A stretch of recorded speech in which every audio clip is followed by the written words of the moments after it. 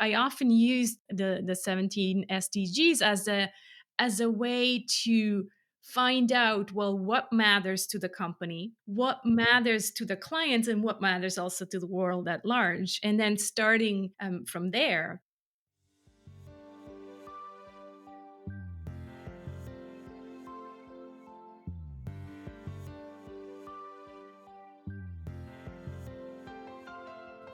Welcome to Podcast and Business.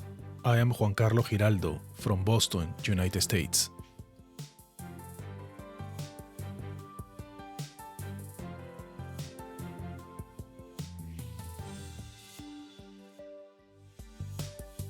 How do we reach customers in this world where people demand sustainable products and service? I think we should approach with less aggressive marketing techniques or strategies, and our goal should be to focus on humanizing them.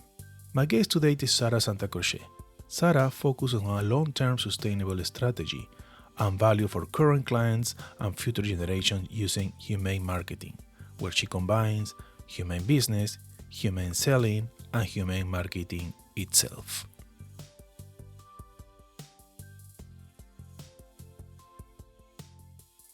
Hello, Sara. How are you? So glad to have you today in my podcast. How is everything? Glad to be here. I'm so glad we finally connected, JC. It's been, I don't know how many years, at least 10, I think, that we know Yeah, each other. Yeah. exactly. We Yeah. met each other like years ago, but finally, I'm so happy for that. Have you today as a guest. Sarah, I would like to start this conversation by asking you, it seems that the last 2 years have changed the game of marketing within organizations. What are your thoughts about that?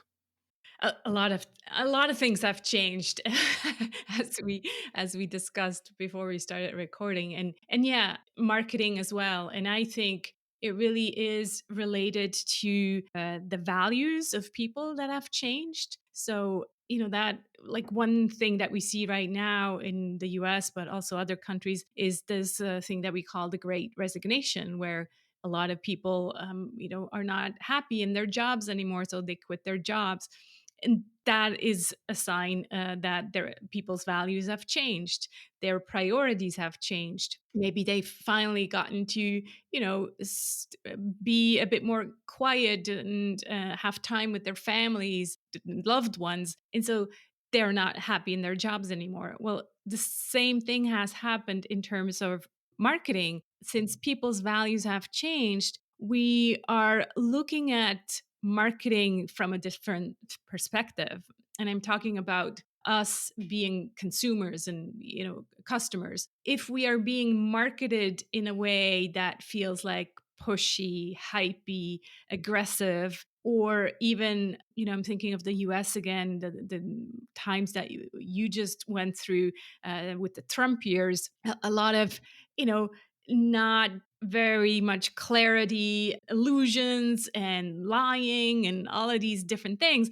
Well, for us as consumers, we are not now much more aware of these things, and we pay attention. And when we feel like we're just being tricked into buying certain products or services, or if we're being triggered, like if we're made feel bad about the situation we're in, and just wanting the companies just wanting our money, then immediately our trigger goes off and we're like, well, actually, that doesn't feel good to me anymore. I've had enough of that kind of behavior. And so that's what I meant when I said that people's values have changed. And to me, it feels like there has been in the last 2 years a huge rise of consciousness in people, in consumers. Yeah, that means what I just explained: consciousness of how we have been marketed to and maybe aggressed and made feel bad, and etc. And yet the marketing really hasn't caught up to it yet. So a lot of companies or marketers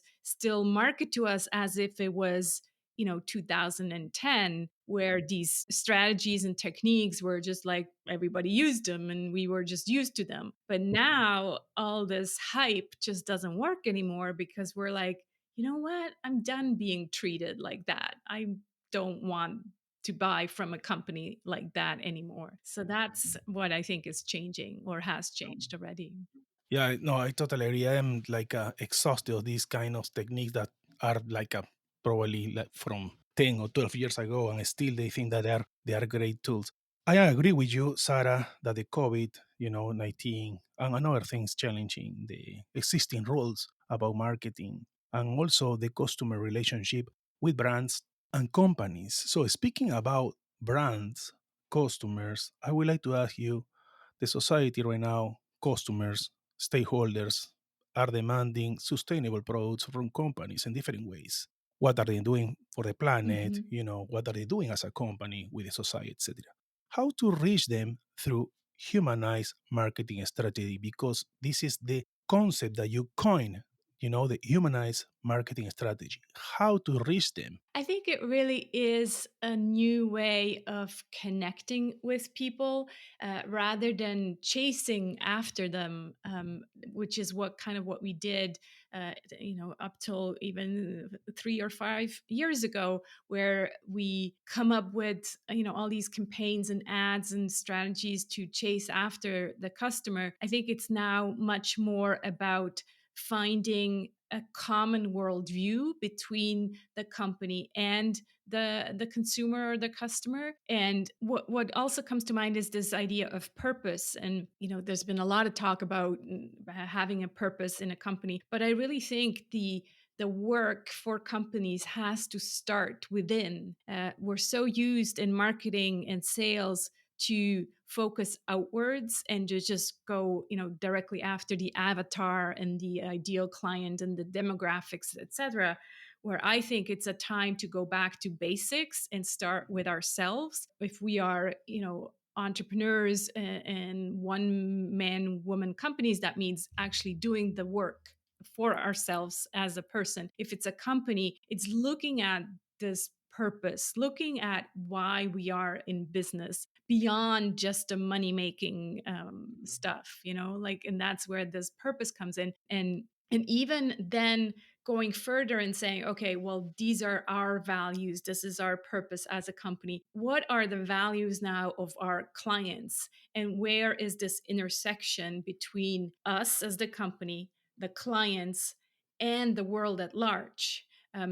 This tool, or the 17 sustainable development goals very well. That can be really used as a tool to understand what matters to the world as large. Like, these are goals that we have for humanity in common. And so I often use the 17 SDGs as a way to find out, well, what matters to the company, what matters to the clients, and what matters also to the world at large. And then starting from there, and focusing on one or two of these 17 SDGs, and saying, okay, this is what matters to us, this is our worldview.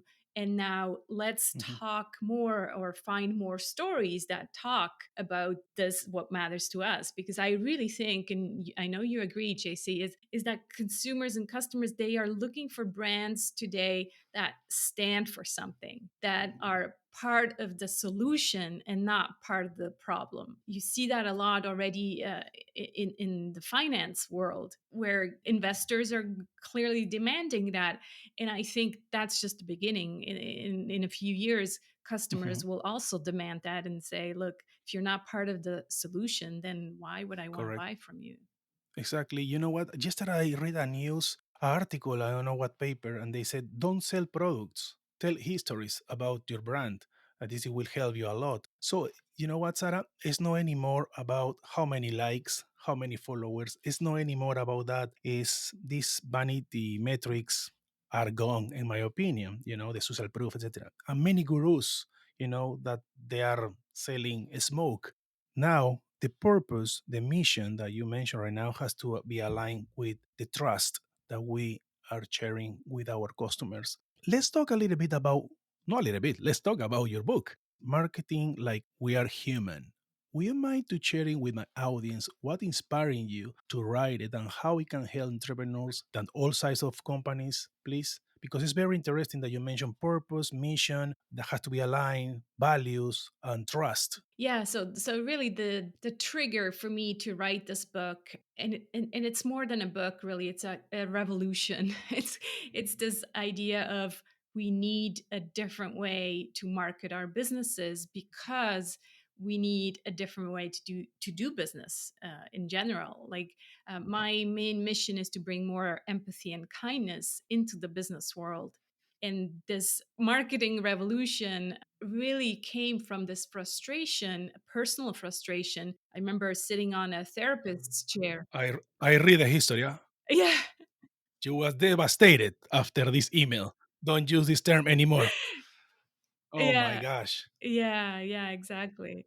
Yeah, so it really comes from this frustration saying, look, we need something else. We need a better approach to marketing that is not based on anxiety. I think that's really the main word that comes up for me. When I did research about this book, everybody told me that there's so much anxiety when it comes to marketing. And that was anxiety from the entrepreneurial side. So, meaning, it creates anxiety to have to even market your business because just what everybody saw out there as being the thing that we do in marketing was so not in alignment with heart-centered entrepreneurs. So it was all these hypey, aggressive marketing techniques that have just been the norm over the last 10 years, 20 years even. And so anxiety from the entrepreneurial level, and then also anxiety from the consumer customer levels, being on the receiving end of getting these marketing headlines of, 6-figure, 7-figure headlines, or if you don't buy this now you'll never succeed, all this shaming and stuff. So Mhm. that's really where I said, well, I either give up being in business after, more than 10 years, or I really, I'm going to be the one that says, look, we need another way. And so that's what I went with. And what you're referring to, JC, is then, I had the first book written, and then a week after or 2 weeks after publishing it, I got a cease and desist letter from a fellow entrepreneur because of a trademark issue, because she was using the term that I had used before, which was gentle marketing. And so, yeah, I had to really sit with that and say, well, am I going to fight this? Mhm. Or am I gonna, give in and basically invest my energy in a positive way and build something new? And so that's what I did. I said, look, fine, it's yours. I'm gonna find a different term, a new term. And so now I call it humane marketing, which is kind of a play with the word human, of course, but then also humane, which to me is, it means compassionate, it means, yeah, gentle and kind and all of these things. So, What did you learn from this situation as a customer or as a marketer, as an entrepreneur? looking back now, it's been a year. It feels actually, look, it wasn't so hard. But while you're in it, it was very hard. It was very hard because I had built a business around that term for over 2 years. Everything, including my book, everything on the web, the podcast, everything had that term included. And so when I was blocked, I did feel like, oh my God, Mhm. this is the end. I'm going to have to redo everything. It was a dark night of the soul. But what kept me going is this idea of the positive energy. I really made a conscious choice to invest my energy into something positive and not invested into the fight, Right. and kind of get Ex- into legal stuff. Like that did not appeal to me at all. And so Mhm. the whole Dark Night of the Soul was maybe 3 months in total, where I was like, I don't know what other term to use, because once I Right. understood this whole trademark thing, it's like, well, everything has been used already. So that was a bit difficult. But once I found a new term and then decided to really heavily invest in that and built a new brand and a new Right. website around it, then it was all, positive. It was like, yay, I start from fresh. Of course, it was a big learning in terms of, wow, you can really, you know crumble and then rise from the ashes. And another thing that I remembered, a lot of my the close friends that I talked to during this time, they said, well, who knows, it will be a good story, there might be a silver lining. And while you're in the dark, you're like, yeah, whatever, right now I just feel really bad. But now looking back, I'm actually even happier with the new term. I find that humane is even more grounded. It's more me. Yeah. It's more global. It includes men and women.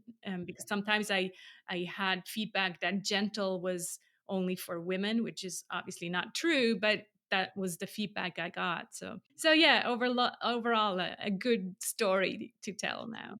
That's great. And this story has to do with your own purpose, right? Yes, exactly. Sarah, is there anything that you would like to add to this conversation to the customers, how they can restart maybe, or start or restart their own strategy using this or humanize the marketing? Yeah, what I would like to add, and maybe a reflection, and maybe my one page marketing plan helps with that, is this kind of this overhaul that I did of the 7 P's of marketing. I took a concept that existed. I didn't invent the 7 P's of marketing, but I looked at them and I said, well, there's a lot of that stuff that's all outdated. It's not exactly what I understand today of humane marketing. And so I created my own version of the 7 P's of marketing. They have this mix of being and doing. Because in marketing, we're always trained that it's all about doing. It's like you have to do things and more, have to learn more about ads and learn all these tools. And actually, it's a lot more also about being. And we just discussed that, the purpose, the values, who you are, what your story is, all of that. That's in the being before you ever go out there and talk about, or get to the doing. So the 7 P's of marketing, they really start with the passion or purpose. Listeners, they'll have to go to the link that I'll give you in a second. Promotion, pricing, product, people, partnership, passion, and personal power. Yeah, that's great. Yeah, so it's really about first working on your being and then going into the more pragmatic doing stuff. And so, as I said, there's a one page marketing plan. You can get your download at humane.marketing forward Mhm. slash one page, the number one, and then page. And that kind of takes you through this reflection to go deeper into who you really are as an entrepreneur or as a company. Because, like you said before, this can apply to bigger organizations, probably not multinationals, because then you'd have to kind of have another approach. But for smaller organizations, that definitely works. Yeah. Great. Sarah, where people can reach you or find more information about your book first, and it's available, I don't know, in your platform or in a different platforms, or where people can contact you. Yeah, thank you, JC. So my website is humane.marketing, and I'm mostly on LinkedIn if you want to connect with me there. And then the books, because there's a second book now out that's called Selling Like We're Human, and the first one, Marketing Like We're Human, those are both available on Amazon. Or also, if you go to my website, humane.marketing forward slash book one is the marketing book, and slash book two is the sales book. And you can download a first free chapter to just kind of check it out if it resonates. Perfect. And always in sarahsantacroce.com as well. Yes, as well. Mhm. Oh, that's great. Sarah, I would like to say thank you for your time. Yeah, thank you. It was great to connect with you finally, JC. And Finally, after many years, was a pleasure to have you today as a guest. thanks for having me. I am JC Giraldo from Boston, United States. Thank you so much to everyone.